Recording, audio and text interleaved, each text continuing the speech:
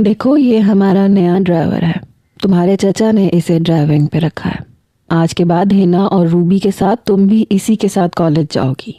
नजमा बेगम ने माथे पे तेवरी चढ़ाए रिदा से कहा था। जी चची जान, ठीक है। रिदा की कहाँ जुर्रत थी कि नजमा बेगम के सामने कुछ कहती। उनकी घूरती आंखों को देखकर ही वो सहम जाती थी। सामने खड़ा नौजवान अपनी मूछों को ताव देते हुए सर से पैर तक रिदा को देखने लगा। मूछों के ऊपर एक मोटा सा काला तिल था। आंखों में काले रंग का सुरमा डाला हुआ था। शक्ल से बदमाश लग रहा था। मैं जाऊं चची जान? हाँ हाँ जाओ। फौरन से रिदा अपने कमरे में चली गई। नजमा बेगम ड्राइवर को देख के कहने लगी, बात सुनो मेरी। जी जी बेगम साहिबा। दोनों हाथ उसने पीछे की तरफ किए और सारा आगे की तरफ झुका। हुक्म करें जी। इस लड़की पे ज़रा कड़ी नज़र रखना। तुम्हें इससे अलग तारुफ करवाने का मकसद भी यही था। जी, बंदा हुक्म का गुलाम बेगम साहिबा। हसनैन राशिद ने सर झुकाया था। चलो ठीक है, जाओ जाके अपने क्वार्टर में आराम करो। वैसे भी शाम ढलने वाली है। कल सुबह से तुम्हारी ड्यूटीज़ स्टार्ट हो जाएंगी। ये कहते हुए अपने सर पे दुपट्टा दुरुस्त करते नजमा बेगम बंगले के अंदर वापस आई। तभी हिना ऊपर का जीना नीचे उतरती हुई आई। स्टेप में कटे हुए बाल उसके कंधों से नीचे थे। उस वक्त पैंट शर्ट में मलबूस थी। मॉम, मैं ज़रा अपने दोस्तों में किटी पार्टी में जा रही हूँ, रात को लेट हो जाऊंगी, बेनियाजी से कहते हुए जैसे ही वो बाहर जाने लगी, नजमा बेगम की आवाज़ पे उसे रुकना पड़ा। रुको तुम। वो वहीं रुक गई। पलट के अपनी वालदा की तरफ देखा। बाहर ड्राइवर मौजूद है। आज के बाद जहाँ भी आओगी जाओगी ड्राइवर के साथ जाओगी। ये सुन के हिना के माथे पे बल पड़े। मॉम, आप जानती हैं मैं खुद ड्राइविंग करती हूँ। मैं क्यों किसी ड्राइवर के साथ जाने लगी? देखो, ये तुम्हारे बाबा का हुक्म है। ये ड्राइवर तुम लोगों के बॉडीगार्ड के तौर पे है। आज के बाद जहाँ भी जाना है, आना है, जो कुछ भी करना है, इसी शख्स के साथ ही जाना पड़ेगा। रूबी तो वैसे भी फर्स्ट ईयर में है और रिदा भी।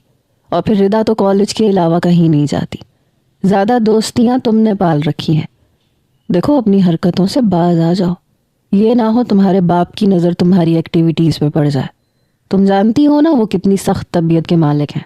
मॉम, मैं कभी भी आपकी पाबंदियां अपने ऊपर नहीं लगा सकती और डैड को वही बात पता चलेगी जो आप बताएंगी। माएँ तो अपनी औलाद का पर्दा रखती हैं। मैं अपनी लाइफ को एंजॉय करना चाहती हूँ, इसलिए प्लीज़ डैड को हर बात मत बताया करें। है ना, तुम अच्छे तरीके से जानती हो कि मैं तुमसे क्या कहना चाहती हूँ। अगर चाहती हो ना कि बाकी की ज़िंदगी ऐशो इशरत से गुजरे, तो वही करो जो मैं कह रही हूँ। जानती हो ना इस बार तुम्हारे डैड के साथ लंदन से किसने आना है? फ़ाखिर ने। तुम्हारी फूफो का इकलौता बेटा है वो। और तुम्हारे फूफा का लंदन में अच्छा खासा बिजनेस इस्टेब्लिश्ड है। एक बार तुम फ़खर को पसंद आ गई तो सारी ज़िंदगी फूलों की सेज की तरह गुजरेगी। और तुम्हारी फूफो को मशरिकी लड़कियाँ पसंद है। ओके मॉम, कितनी बार मुझे यही बात आप बताती रहेंगी? जब फ़खर आएगा तो बन जाऊंगी उसके सामने नेक परवीन। अभी मुझे मेरी ज़िंदगी मेरे हिसाब से गुजारने दे। हिना ने लापरवाही से जवाब दिया और बाहर निकल गई। हुसैन राशिद उस वक्त अपने क्वार्टर में जाने का सोच ही रहा था, लेकिन जब हिना को देखा कि वो गाड़ी के पास खड़ी है तो फौरन से गाड़ी के पास आया। गाड़ी की पिछली निशिस्त का दरवाज़ा खोला। जी बीबी साहिबा बैठिए। ओह यू शट अप, गाड़ी की चाबी मुझे दो। हसनैन ने एकदम अपनी मूँछों को बल दिया। माजरत बीबी साहिबा, साहब जी ने चाबी मेरे हाथ में देते हुए कहा था कि गाड़ी तुम चलाओगे। हिना को अंदाज़ा नहीं था कि उसे 2 टके का ड्राइवर यूं जवाब देगा। तुम्हारी औकात है कि तुम मुझे मना कर सको? बड़े नखुवत भरे लहजे में हिना ने यह बात कही थी। बीबी जी, औकात की बात ना करें, हम तो जी गुलाम हैं। लेकिन आपके बाबा साहब ने चाबी दी थी और कहा था कि गाड़ी तुम ही चलाओगे। और जी मैं गाड़ी बड़ी अच्छी चलाता हूँ। आपको बाहिफाजत लेके जाऊँगा, बाहिफाजत वापस लेके आऊँगा। टेंशन नॉट बीबी साहिबा। हिना को उस 2 टके के ड्राइवर पे गुस्सा आया था। वापस अंदर गई। नजमा बेगम उस वक्त मुलाजिमा से खाने का मेन्यू डिसाइड कर रही थी। मॉम, ये सब क्या तमाशा है? ये 2 टके का ड्राइवर मुझे गाड़ी की चाबी नहीं दे रहा। वो बड़े गुस्से में थी। नजमा बेगम कहने लगी, तुम्हें जहाँ जाना है उसी के साथ जाना है। اب آگے تمہاری مرضی ہے کہ تم جاؤ یا نہ جاؤ۔ ہنا کو بڑا غصہ آیا۔ وہ واپس پلٹ کے گئی، پچھلی نشست کے کھلے دروازے کے اندر بیٹھ کے بڑی زور سے دروازہ بند کیا۔ حسنین ڈرائیونگ سیٹ سنبھال چکا تھا۔ اصل میں ہنا کو فواد سے ملاقات کرنی تھی۔ پچھلے 6 مہینے سے دونوں کا افیئر چل رہا تھا، اس لیے ڈرائیور کے ساتھ جانا خطرے سے خالی نہیں تھا۔ اس نے فواد کو میسیجز کرنے شروع کیے کہ وہ ایک مال میں جا رہی ہے اور اس کے دوسرے گیٹ کے باہر وہ گاڑی لے کے کھڑا ہو جائے، کیونکہ اس کے باپ نے اس کے ساتھ ایک باڈی گارڈ رکھا ہوا ہے۔ بہرحال کمال صاحب بہت بڑے بزنس مین تھے، پیسے کی ریل پیل تھی، چاہتے تھے کہ بیٹی کی شادی بھی اپنے بزنس مین دوست کے بیٹے فاخر سے کرے، لیکن ان کا کچھ دیسی ماحول تھا۔ بے شک وہ لندن میں رہتے تھے لیکن اسلامی تعلیمات سے دور نہیں تھے۔ فاخر کی والدہ لندن میں بھی شلوار قمیض ہی پہننا پسند کرتی تھیں، سر پہ بھی دوپٹہ رہتا تھا، اس لیے وہ چاہتی تھیں کہ بہو پاکستان سے لائیں جو کہ دینی تعلیمات سے آگاہ ہو، اور فاخر بھی ایسے ہی مزاج کا نوجوان تھا۔ لندن میں رہتے ہوئے بھی لندن کے ماحول میں رچ بس نہیں پایا تھا، اور یہی سب سے بڑی فکر نجمہ بیگم کو ستاتی تھی، کیونکہ بڑی بیٹی ہاتھوں سے بالکل نکل چکی تھی۔ پچھلے مہینے جب کمال صاحب نے ہنا کے رنگ ڈھنگ دیکھے تو نجمہ بیگم سے صاف کہہ چکے تھے کہ روبی ابھی چھوٹی ہے، اور یاد رکھنا کہ رقیہ صرف میری بہن نہیں ہے، جمال کی بھی بہن ہے، اور اس کا جھکاؤ شروع سے ردا کی طرف ہے۔ اگر اس نے ہنا کو چھوڑ کے ردا کو پسند کر لیا تو شادی اسی کے ساتھ ہوگی، اور نجمہ بیگم کچھ بھی کر کے یہ شادی رکوانا چاہتی تھیں۔ وہ چاہتی تھیں کہ ہنا ہر حال میں فاخر کی بیوی بنے، اس لیے کمال صاحب نے ایک ایسے نوجوان کو ڈرائیور رکھا جو تقریباً ان کے باڈی گارڈ کا کام سر انجام دیتا تھا۔ وہ دیکھتا تھا کہ لڑکیاں کہاں جاتی ہیں، کہاں آتی ہیں، ان کی ہر قسم کی ایکٹیویٹی کی خبر حسنین کو ہی کمال صاحب کو دینی تھی، اور نجمہ بیگم کو بھی۔ جیسے ہی گاڑی مال کے پاس رکی، ہنا حسنین سے کہنے لگی کہ تم یہیں گاڑی میں بیٹھو، میں ابھی شاپنگ کر کے آتی ہوں۔ لیکن ہنا سے پہلے وہ گاڑی سے نیچے اترا، اپنی سائڈ کا دروازہ بند کیا اور پچھلی جانب کا دروازہ کھولا۔ کہنے لگا چھوٹی بی بی جی، مجھے آپ کے ساتھ ساتھ رہنا ہے، آپ شاپنگ کیجئے گا، میں آپ کے بیگ پکڑ لوں گا، لیکن معذرت کے ساتھ میں آپ کو اکیلا نہیں چھوڑ سکتا۔ یہ سن کے ہنا تل ملا کے رہ گئی۔ What do you mean? میرے ساتھ کیوں رہو گے؟ میں کیا 2 سال کی بچی ہوں کہ گم ہو جاؤں گی؟ وہ تڑخ کے بولی تھی۔ حسنین نے کندھے اچکائے۔ یہ تو میں نہیں جانتا، میں تو اپنے مالک کا حکم بجا لا رہا ہوں، اور مجھے یہی کہا گیا ہے۔ ہنا بری طرح سے ضد ہوئی تھی، کیونکہ اسے فواد سے ہر حال میں ملنا تھا۔ کہنے لگی اوکے ٹھیک ہے۔ وہ مختلف دکانوں میں گئی، تھوڑی بہت شاپنگ کی، اور پھر ایک ایسی دکان میں چلی گئی جہاں کافی رش تھا اور جس کے 2 دروازے تھے۔ دروازے کے پاس ہی اس نے حسنین کو کھڑا ہونے کے لیے کہا کہ تم یہیں کھڑے رہو، میں شاپنگ کر کے آتی ہوں۔ وہ کافی بڑی دکان تھی، اس لیے حسنین کو چکما دے کے وہ دوسرے دروازے سے نکل کے مال سے باہر جا چکی تھی، جہاں فواد کی گاڑی پہلے سے موجود تھی۔ اس کے ساتھ بیٹھ کے کہنے لگی جلدی چلو، ورنہ میرے باپ کا وہ 2 ٹکے کا ڈرائیور یہاں پہنچ جائے گا۔ فواد کہنے لگا یہ کون سی نئی مصیبت پال لی تم نے؟ ہنا کہنے لگی میں نے نہیں پالی، پتہ نہیں میرے ماں باپ کو کیا مسئلہ ہو گیا ہے، مجھ پہ خواہ مخواہ کی پابندیاں لگا رہے ہیں، کہتے ہیں میں اپنے پھپھو کے بیٹے سے شادی کر لوں، جو میں نہیں کروں گی۔ دیکھو میں تمہاری خاطر اپنے گھر والوں سے لڑ رہا ہوں، اس لیے تمہاری بے وفائی برداشت نہیں کروں گا۔ کچھ دیر انہوں نے باتیں کی، پھر واپس ہنا کو اسی مال میں چھوڑ دیا۔ حسنین پورا مال چھان چکا تھا، ساری دکانیں دیکھ چکا تھا، تبھی اسے اسی دکان پہ ہنا دوبارہ نظر آئی۔ چھوٹی بی بی آپ کہاں چلی گئی تھی؟ اس بار حسنین نے بڑے غصے سے پوچھا، کیونکہ اچھی خاصی خواری اس کی ہو چکی تھی۔ تمہیں کیا لگا میں کہاں گئی تھی؟ شاپنگ کر رہی تھی، کہا بھی تھا تم سے کہ یہ بیگ پکڑو۔ اس نے اپنے ہاتھ میں پکڑے بیگ اسے پکڑا دیے۔ وہ کہنے لگا میں نے آپ سے کہا بھی تھا کہ مجھے آپ کے ساتھ ساتھ رہنا ہے۔ وہ کہنے لگی میں بچی نہیں ہوں، سمجھے نا؟ یہ کہہ کے وہ باہر نکل گئی اور گاڑی میں جا کے بیٹھ گئی۔ اگلے روز ردا اور روبی دونوں ہی گاڑی میں بیٹھی تھیں۔ روبی کا کالج پہلے آ گیا تھا کیونکہ وہ ایک پرائیویٹ کالج میں پڑھتی تھی، اور ردا کے لیے گورنمنٹ کالج تھا جو کافی دور تھا۔ کالی چادر میں لپٹی ہوئی لڑکی کو دیکھ کے حسنین کچھ حیران سا ہوا تھا، ورنہ کمال صاحب کی دونوں بیٹیاں کافی فیشنیبل تھیں۔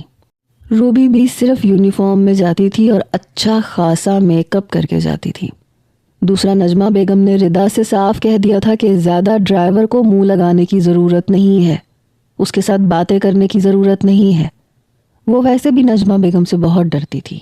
حسنین کہنے لگا، چھوٹی بی بی آپ الگ کالج میں کیوں پڑھتی ہیں؟ روبی بی بی کے ساتھ کیوں نہیں پڑھتی؟ ردا نے ماتھے پہ بل ڈالے، دیکھو نوکر ہو، نوکر بن کے رہو، تمہیں کیا لگے میں کس کالج میں پڑھتی ہوں اور کس کالج میں نہیں، دیکھو اپنے کام سے کام رکھا کرو۔ یہ سن کے وہ کچھ سنبھل کے بیٹھ گیا۔ دیکھیں میں تو اپنے کام سے ہی کام رکھ رہا ہوں، مجھے یہ بات سمجھ میں نہیں آئی کہ Ruby Bibi private college میں پڑھتی ہیں اور ہنا بی بی کافی نامور یونیورسٹی میں پڑھنے جاتی ہیں، لیکن ایک آپ ہیں کہ گورنمنٹ کالج میں۔ دیکھو تم پھر سے بحث کرنے لگ گئے، تم کیا سمجھتے ہو اگر بار بار مجھ سے پوچھو گے تو میں تمہیں بتا دوں گی کہ میں کمال چچا کی سگی بیٹی نہیں ہوں، اس لیے میرے ساتھ غیروں والا رویہ ہوتا ہے۔ تم جو مرضی کر لو، میں تمہیں کچھ نہیں بتاؤں گی۔ وہ اپنے بھول پن میں بتا بھی گئی تھی اور یہ بھی کہہ رہی تھی کہ نہیں بتاؤں گی۔ حسنین مسکرائے بنا نہیں رہ پایا، لیکن یہ سمجھ گیا تھا کہ یہ لڑکی کمال صاحب کی سگی بیٹی نہیں ہے، اور یہ فرق اسے صاف نظر بھی آ گیا تھا کیونکہ ردا کا پہننا اوڑھنا بہت مناسب تھا۔ جب بھی وہ شاپنگ بیگ اٹھائے لاؤنج میں آتا تھا تو وہ کچن میں کام کرتی نظر آتی تھی، باقی دونوں بیٹیاں لاؤنج کے صوفے پہ بیٹھی ٹی وی دیکھ رہی ہوتی تھیں یا پھر دوستوں میں جانے کا پلان بنا رہی ہوتی تھیں۔ ہنا کی حرکتیں حسنین کو کچھ مشکوک لگتی تھیں۔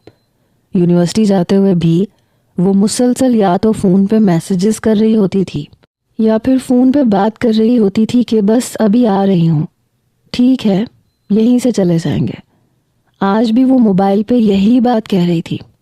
اس کے ذہن سے یہ بالکل محو ہو چکا تھا کہ حسنین اسی کی باتوں پہ کان لگائے ہوئے ہیں۔ کہہ رہی ہوں تمہیں بغیر یونیورسٹی کے ملاقات ممکن نہیں ہے۔ یہ سن کے حسنین بولے بغیر نہیں رہ پایا، آپ کس سے ملاقات کی بات کر رہی ہیں؟ یہ سن کے ہنا نے فوراً فون بند کیا۔ یہ تم میری باتوں پہ کان کیوں لگاتے ہو؟ حسنین نے گہری سانس لی، اس لیے کہ میری ڈیوٹی ہی یہی ہے، تاکہ یہ جان سکوں کہ آخر آپ باتیں کس سے کرتی ہیں۔ کمال صاحب کو بتانا بھی تو ہے نا۔ حسنین کی بات پہ ہنا گھبرا گئی۔ ہنا کو اس پہ جی بھر کے غصہ آیا۔ بہرحال 2 مہینے میں حسنین اچھے طریقے سے جان گیا تھا کہ ردا کی گھر میں کوئی خاص اہمیت نہیں ہے سوائے ایک یتیم لڑکی کے، اس لیے اس کی توجہ کا مرکز ہنا بنی ہوئی تھی کیونکہ وہ خوبصورت بھی بہت تھی اور کمال صاحب کی بیٹی بھی تھی۔ شکل و صورت میں حسنین بھی گڈ لکنگ نوجوان تھا، بس مونچھیں رکھی ہوئی تھیں اور عجیب بات یہ ہے کہ مونچھیں اس پہ جچ بھی رہی تھیں۔ بہرحال 2 مہینے بعد جب کمال صاحب واپس آئے اور فاخر ان کے ساتھ ہی آیا، فرحانہ بیگم نے بیٹے سے صاف کہا کہ دونوں لڑکیوں میں سے جو بھی تمہیں پسند ہو میں اسی سے تمہاری شادی کر دوں گی۔ فاخر ان نوجوانوں میں سے نہیں تھا جنہیں لندن کی جل پریوں کا نشہ چڑھا ہو۔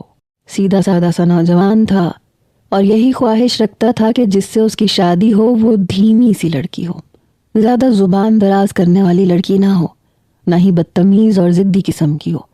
اور ہنا کو ویسے بھی اس کی نظر میں اچھا بننا ہی نہیں تھا کیونکہ وہ محبت فواد سے کرتی تھی۔ فاخر کے آ جانے پہ نجمہ بیگم تو اس کے آگے پیچھے ہونے لگیں۔ جب بھی وہ کوئی کام کہتا تو وہ ہنا سے کہتے تھی، ارے بیٹا لاؤ مجھے کپڑے دو، میں ہنا سے کہتی ہوں وہ استری کر دے گی۔ نجمہ بیگم نے فاخر کے ہاتھ سے اس کے کپڑے پکڑ لیے۔ ارے نہیں آنٹی، یہ پہلے سے پریس ہیں، بس ہلکا سا پریس کرنا ہے، میں خود بھی کر سکتا ہوں۔ ارے نہیں بیٹا تم کیوں کرو گے، ویسے بھی سارا کام تو میری ہنا نے ہی سنبھال رکھا ہے۔ ہنا گھور گھور کے اپنی ماں کو دیکھ رہی تھی لیکن بول نہیں سکتی تھی۔ جیسے ہی فاخر اپنے کمرے میں واپس گیا، اس نے کپڑے اٹھائے اور ردا کے سامنے پھینک دیے۔ اسے پریس کرو اور جا کے اس لڑکے کے کمرے میں رکھ دو، اور ہاں کھانا جلدی بنا کے کچن سے باہر دفع ہو جانا۔ ہنا کی باتوں پہ وہ بیچاری چپ چاپ کپڑے پریس کر کے فاخر کے کمرے میں رکھنے گئی۔ اتفاق تھا کہ وہ ابھی نہانے نہیں گیا تھا، فون پہ اپنی والدہ سے بات کر رہا تھا۔ جب استری شدہ کپڑے ردا کے ہاتھ میں دیکھے تو اپنی والدہ کا فون بند کر دیا. کہنے لگا کپڑے تم نے پریس کیے ہیں. جلد بازی میں ردا نے اسبات میں سر ہلا دیا اور فوراً کمرے سے باہر نکل گئی.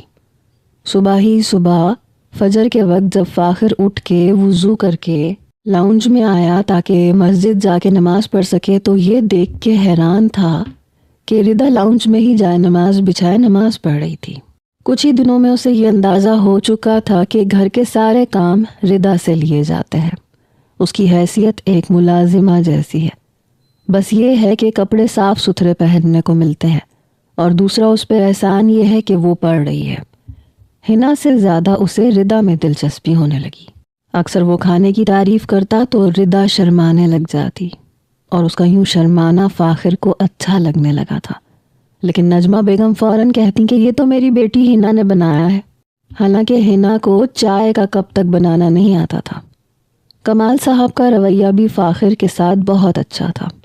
لیکن جب فرحانہ بیگم نے اپنے بیٹے سے اس کی رضامندی پوچھی تو اس نے ردا کے حق میں جواب دیا، کیونکہ بچہ نہیں تھا کہ سمجھ نہ سکتا کہ کون کیسا ہے اور کیسا نہیں. فاخر کی پسند کا سن کر نجمہ بیگم کو تو جیسے تن بدن میں آگ لگ گئی. کمال صاحب بھی سر پکڑے بیٹھے تھے. میں نے تمہیں پہلے ہی کہا تھا کہ اپنی بیٹیوں کو 4 گن سکھا دو، لیکن نہیں، تمہیں تو انہیں آزاد خیال بنانا تھا. وہ لڑکا اندھا نہیں تھا کہ ردا کے پکے ہوئے کھانوں پہ تم حنا کا لیبل لگا دو گی تو وہ بے وقوف بن جائے گا. کچھ ہی دن میں فرحانہ آ رہی ہے اور وہ ردا کے ساتھ فاخر کا نکاح کر کے اسے اپنے ساتھ لے جائے گی. ردا خود حیران تھی فاخر نے اسے کیوں پسند کر لیا. ابھی وہ کچن میں کھانا بنا رہی تھی کیونکہ تھوڑی دیر پہلے نجمہ بیگم اسے بہت باتیں سنا کے گئی تھی کہ اس معصومیت پہ بھی تمہیں دل لبھانے کے سارے انداز آتے ہیں. کیسے تم نے لڑکے کو اپنے جال میں پھنسا لیا. بھئی میری بیٹیوں کو یہ گن کبھی نہ آئے. اور یہ باتیں فاخر بھی سن چکا تھا. آنسو بہاتی ردا کو اس نے کھانا بناتے دیکھا تو اس کے پاس آ گیا. وہ اپنے سامنے فاخر کو دیکھ کے بری طرح سے گھبرائی. آپ یہاں کیوں آئے ہیں؟ یہ پوچھنے کے لیے کہ تم رو کیوں رہی ہو. ردا نے نظریں چرائیں. آپ سے کس نے کہا کہ آپ مجھے پسند کریں؟ دیکھیں مجھے آپ سے شادی نہیں کرنی، آپ حنا سے شادی کر لیں. یہ سن کے وہ کہنے لگا کیوں؟ کیا تمہاری زندگی میں کوئی اور ہے؟ یہ سنتے ہی ردا نے نفی میں سر ہلایا. نہیں میری زندگی میں کوئی نہیں ہے، لیکن چچی کو یہ پسند نہیں ہے. دیکھیں آپ حنا آپی سے ہی شادی کر لیں تو بہتر ہے.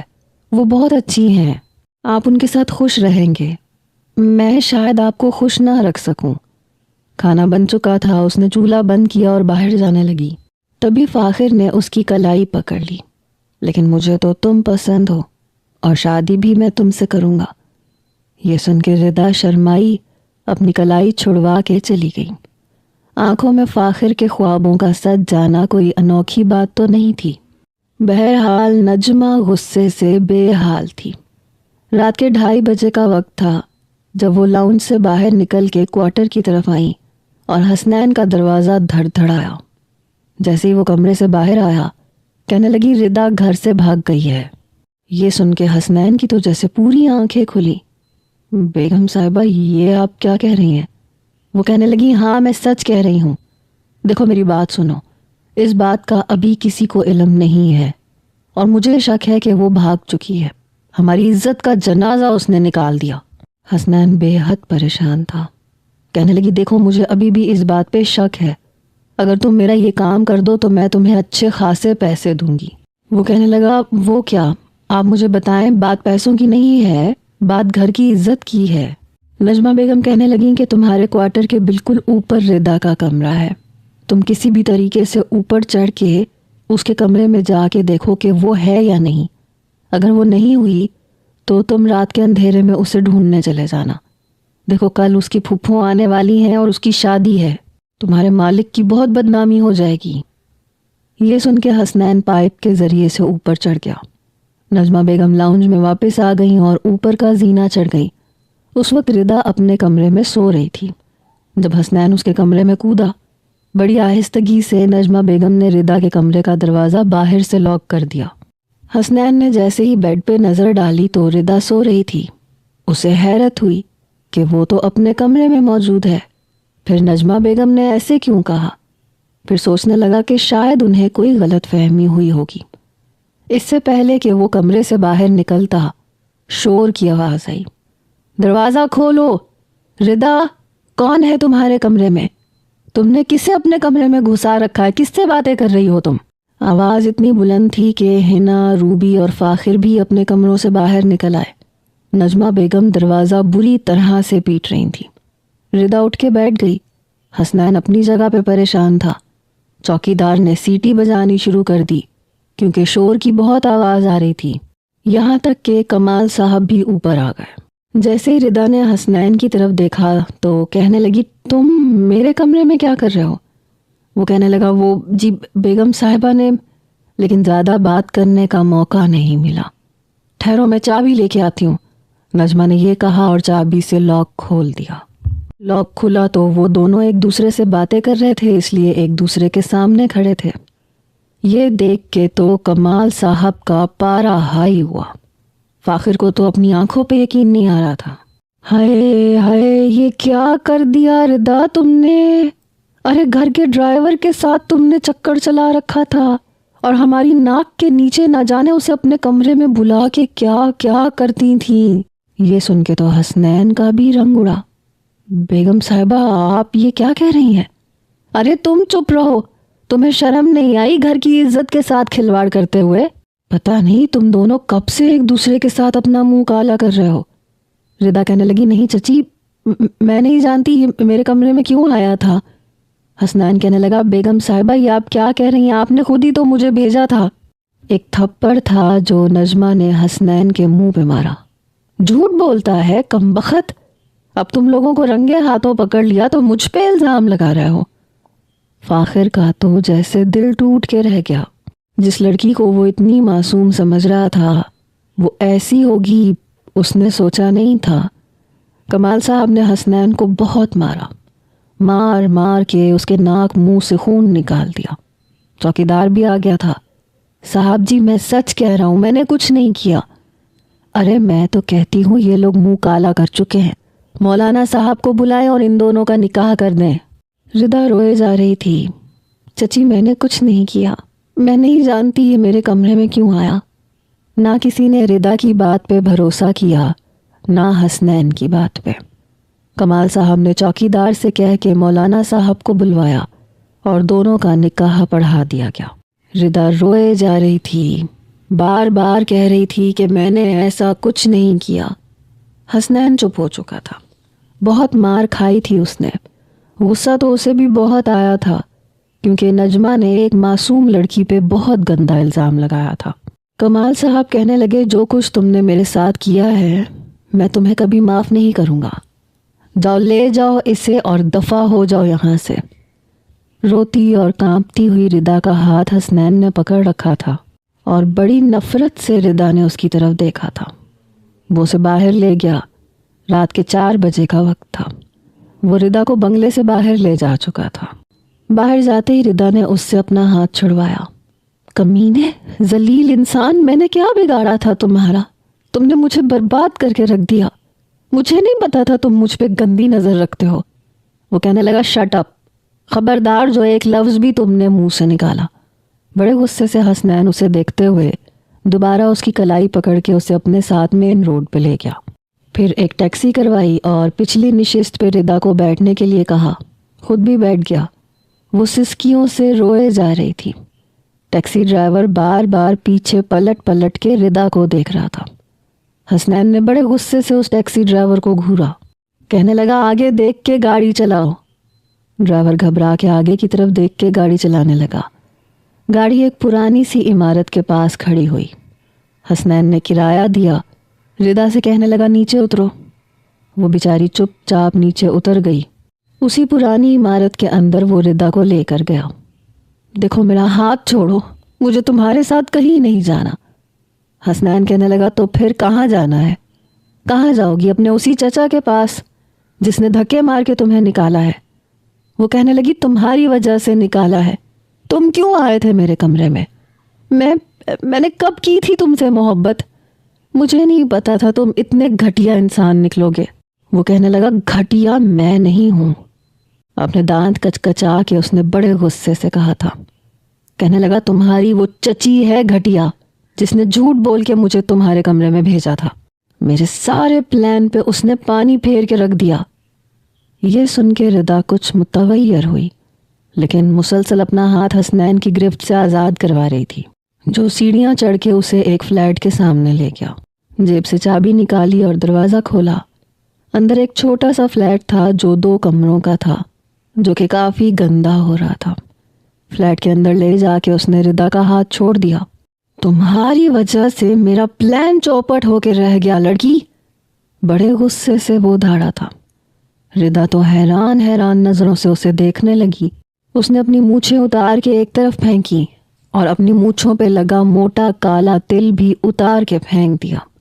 سامنے لاؤنج میں پرانے سے صوفے پہ سر پکڑ کے بیٹھ گیا۔ میری اتنی محنت کا مجھے کوئی فائدہ نہیں پہنچا اور تم کسی عذاب کی طرح مجھ پہ نازل ہو گئی۔ مجھے کوئی شوق نہیں تھا تم سے شادی کرنے کا اور تمہیں اپنے سر پہ بٹھانے کا۔ ردا جتنا حیران ہوتی اتنا کم تھا۔ وہ لڑکا ڈرائیور نہیں لگ رہا تھا، اس کا لہجہ انداز بالکل مختلف ہو چکا تھا۔ کہنے لگی کون ہو تم؟ کہنے لگا ڈرائیور نہیں ہوں، اچھا خاصا کڈنیپر ہوں۔ یہ سن کے ردا کے ہوش گم ہوئے۔ کڈنیپر؟ فوراً سے اپنے ہاتھ اس نے اس کے سامنے جوڑ دیے۔ دیکھو مجھے کچھ مت کرنا، میرے چچا میرے لیے 1 روپیہ بھی تمہیں نہیں دیں گے، تو تمہیں کوئی فائدہ نہیں ہوگا۔ مجھے واپس بھیج دو، ایسا کرو مجھے کسی یتیم خانے میں چھوڑو، میں تمہیں بہت دعائیں دوں گی۔ وہ کہنے لگا منہ بند کرو اپنا، دعائیں دوں گی۔ منہ بنا کے حسنین نے اس کی نقل اتاری تھی۔ کہنے لگا میں تو اس ہینا کو کڈنیپ کرنے کا سوچ رہا تھا، کیونکہ مجھے اندازہ ہو گیا تھا کہ تمہارا چچا یتیم بھتیجی پہ 1 پائی بھی خرچ نہیں کرنے والا۔ جسے وہ گورنمنٹ کالج میں پڑھا رہا ہے اس پہ اپنا دھیلا خرچ کبھی بھی نہیں کرے گا۔ ابھی میں ہینا کو کڈنیپ کرنے ہی والا تھا کہ یہ سب کچھ ہو گیا۔ تم کسی مصیبت کی طرح میرے سر پہ نازل ہوئی ہو۔ مجھے پیسوں کی اشد ضرورت ہے۔ پچھلے 4 مہینے سے میں نے فلیٹ کا کرایہ نہیں دیا۔ پہلے تو سوچا تھا ہینا کو اپنی محبت کے جال میں پھنسا لوں گا، مگر وہ شاید کسی اور سے محبت کرتی تھی۔ میری اتنی چاپلوسی پر بھی، اتنی تعریفیں کرنے پہ بھی وہ میرے ہاتھوں میں نہیں آئی۔ میں نے سوچا چلو روبی پہ ٹرائی کر لیتا ہوں، لیکن اس کے شوق میں یا تو میک اپ کرنا تھا یا کارٹون دیکھنا۔ اور تم تو مجھے ایک نظر اچھی نہیں لگی تھی۔ پور گرل، دیکھو اس خوش فہمی میں مت رہنا کہ تم مجھے بڑی اچھی لگ گئی اور میں تمہاری محبت میں مبتلا ہو گیا۔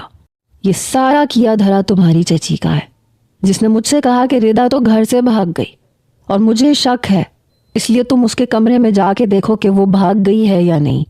کاش میں اس کی بات ہی نہ مانتا۔ اس نے اپنی سیدھی کلائی پہ الٹے ہاتھ کا مکہ بنا کے زور سے مارا۔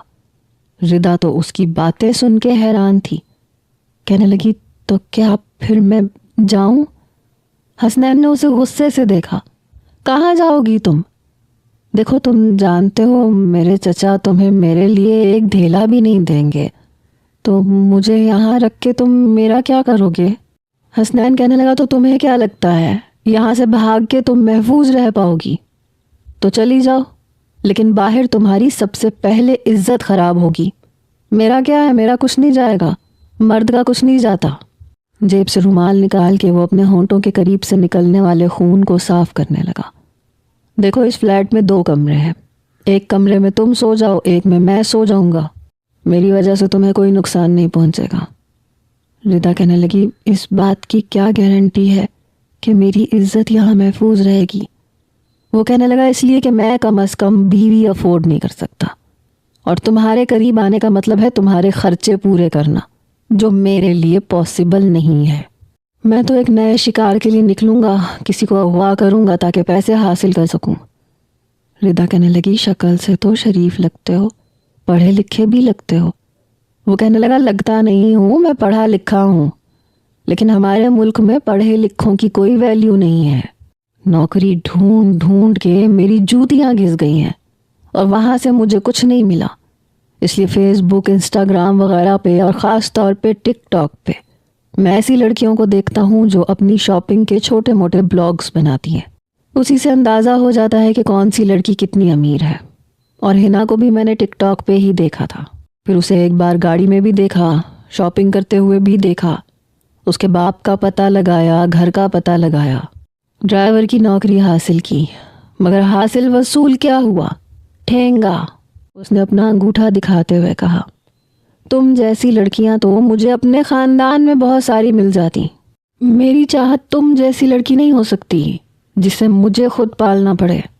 میں تو اس چکر میں تھا کہ ہنا پھنس جاتی تو کمال صاحب کی جائیداد پہ میں عیش کرتا، لیکن وہ کسی اور کے ساتھ پھنسی ہوئی تھی، اور تم میرے لیے مصیبت ہو، اس کے علاوہ اور کچھ نہیں۔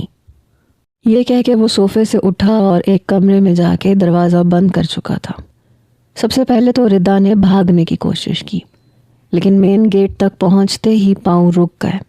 اپنی دوستوں کی باتیں یاد آنے لگیں کہ باہر کی دنیا بہت خراب ہے اور عورت کے لیے اس کا محفوظ مقام صرف ایک چار دیواری ہے۔ حسنین جو بھی تھا، جیسا بھی تھا، فی الحال تو اس کا شوہر تھا، اور پھر کہہ رہا تھا کہ اسے ردا میں کوئی دلچسپی نہیں ہے۔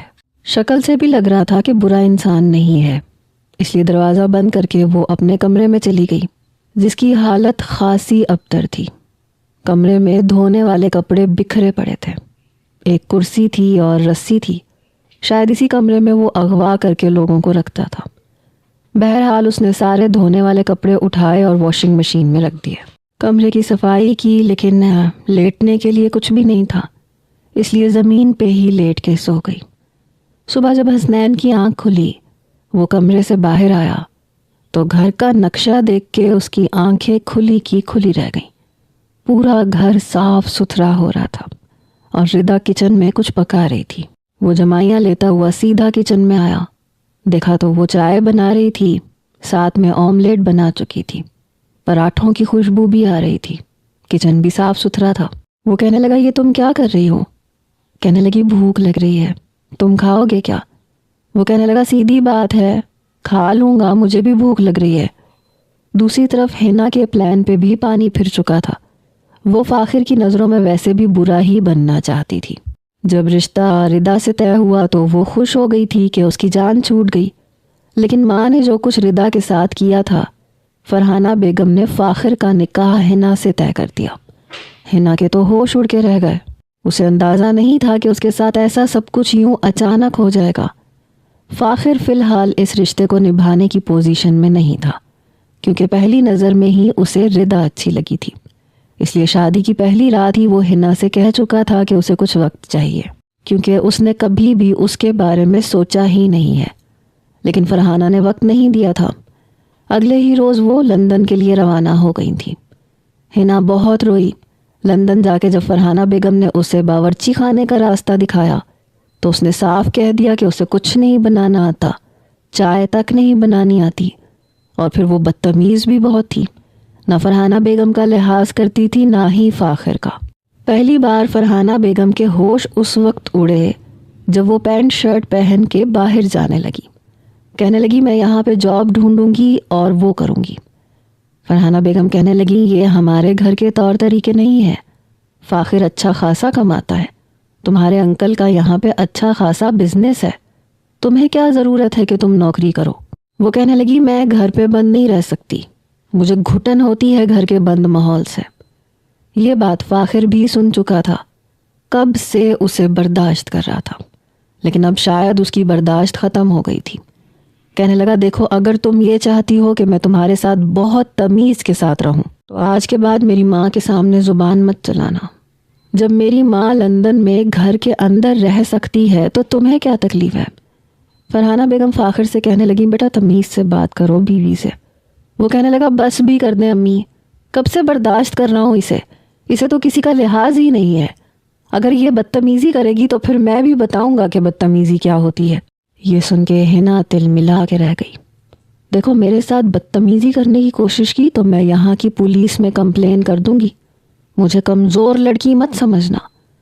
اس کی بات سن کے فاخر کا میٹر شارٹ ہوا، اس کے سامنے جا کے کھڑا ہو گیا، کہنے لگا، بدتمیزی کرو گی تو جواب بھی بدتمیزی سے ملے گا، تم سے پہلے میں یہاں پہ جا کے تمہارے خلاف رپورٹ کر دوں گا، اس لیے مجھے یہ دھمکی آج کے بعد مت دینا، اور جب میں آؤں تو کھانا تیار ہونا چاہیے۔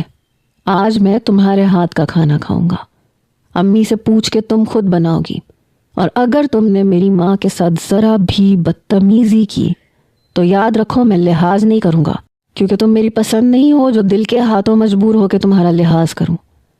ہنا تو اس کے رنگ ڈھنگ دیکھ کے حیران ہوئی۔ دوسری طرف حسنین کسی اور ایسی لڑکی کی تلاش میں تھا جسے کڈنیپ کر سکے۔ ردا میں اسے کوئی اور خوبی نظر آئی یا نہیں، لیکن اس کے ہاتھ میں ذائقہ بہت تھا۔ دال سبزی بھی بناتی تھی تو حسنین انگلیاں چاٹتا رہ جاتا تھا۔ آج بھی وہ اس کے کھانے کی تعریف کر رہا تھا۔ کھانا تم بہت کمال کا بناتی ہو۔ اس پہ ردا مسکرانے لگی۔ بہت شکریہ۔ حسنین کہنے لگا زیادہ خوش ہونے کی ضرورت نہیں ہے، کھانا بھی تبھی اچھا لگتا ہے جب جیب میں پیسے ہوں۔ ردا کہنے لگی پیسہ کمانے کا جو شارٹ کٹ تم استعمال کر رہے ہو، اس کے علاوہ بھی بہت سے راستے ہیں جو جائز بھی ہیں اور حلال بھی ہیں۔ وہ کہنے لگا نوکری کا مشورہ میں تمہارا نہیں سنوں گا کیونکہ میں بہت آگے جا چکا ہوں۔ کہنے لگی کوئی بات نہیں، اپنا بزنس کر لو۔ یہ سن کے وہ ہنسنے لگا، کہنے لگا تمہارے چچا کا بیٹا نہیں ہوں، میرے باپ نے میرے پیچھے جائیدادیں نہیں چھوڑی جو بزنس کر لوں۔ وہ کہنے لگی مجھے کھانا بہت اچھا بنانا آتا ہے، اور پھر اپنے ہاتھ میں پہنی ہوئی اپنی ماں کی آخری نشانی جو کہ سونے کی انگوٹھی کے طور پہ تھی، اس نے وہ اتار کے حسنین کے ہاتھ پہ رکھ دی۔ وہ حیران سا اسے دیکھ رہا تھا۔ کہنے لگی یہ بیچ دو، اس سے جو پیسے آئیں گے تم مجھے کھانا پکانے کا سامان لا دو، میں تمہیں کھانا پکا کے دوں گی، تم مختلف دفتروں میں اور بینک میں جا کے وہ کھانا دے آنا، بدلے میں تمہیں پیسے ملیں گے۔ اس نے ایک نظر انگوٹھی پہ ڈالی، دوسری سامنے بیٹھی لڑکی پہ جو آج سے پہلے اسے ہمیشہ بے وقوف لگتی تھی، لیکن اس کا مشورہ برا نہیں تھا۔ جس طرح کا وہ کھانا بناتی تھی بڑے آرام سے وہ یہ کام کر سکتا تھا۔ کہنے لگا چلو ٹھیک ہے، ٹرائی کرتے ہیں۔ انگوٹھی بیچ کے وہ کھانے پینے کا سامان لے آیا، ساتھ میں ٹفن بھی لے کے آیا۔ پھر اس نے کھانے کے ٹفن آفیسز اور بینک میں دینے شروع کر دیے، بہت کم قیمت پہ۔ لیکن جب لوگوں کو کھانا پسند آنے لگا تو اسے آرڈر ملنے لگے۔ کھانا ردا بنا کے دیتی تھی۔ آہستہ آہستہ گھر کا کرایہ جو اس کے سر پہ ادھار تھا وہ اترنے لگا، گھر کے حالات بدلنے لگے۔ دوسری طرف فاخر ایک بار کمرے میں آیا تو ہنا ویڈیو کال پہ فواد سے رو رو کے باتیں کر رہی تھی کہ اسے موقع ملے گا تو وہ یہاں سے بھاگ جائے گی، پاکستان آ جائے گی۔ وہ باتوں میں اس قدر مگن تھی کہ اسے فاخر کی آمد کا پتہ تک نہیں چلا۔ فاخر اس کے موبائل پہ ایک لڑکے کو دیکھ کے آگ بگولا ہو گیا۔ اس نے موبائل پکڑا اور زور سے زمین پہ پھینک کے توڑ دیا۔ یہ دیکھ کے ہنا کا رنگ اڑا۔ کہنے لگا شرم نہیں آتی تمہیں؟ شوہر کے ہوتے ہوئے غیر مردوں سے باتیں کرتی ہو، کیا لگتا ہے وہ تمہارا؟ ہنا کہنے لگی میں تم سے شادی کرنا ہی نہیں چاہتی تھی، مجھے مجبوراً تم سے شادی کرنی پڑی۔ وہ کہنے لگا تو مولانا صاحب کے سامنے انکار کر دیتی، لیکن نہیں کیا نا۔ میں بھی تم سے شادی نہیں کرنا چاہتا تھا، لیکن ہو گئی ہے نا تو اب نبھانی تو پڑے گی۔ یہ کہہ کے وہ کمرے کی لائٹیں بجھا چکا تھا۔ دیکھو میرے قریب مت آنا، ہنا کی آواز خوف سے کانپی۔ کیا کریں مسز، مجبوری ہے۔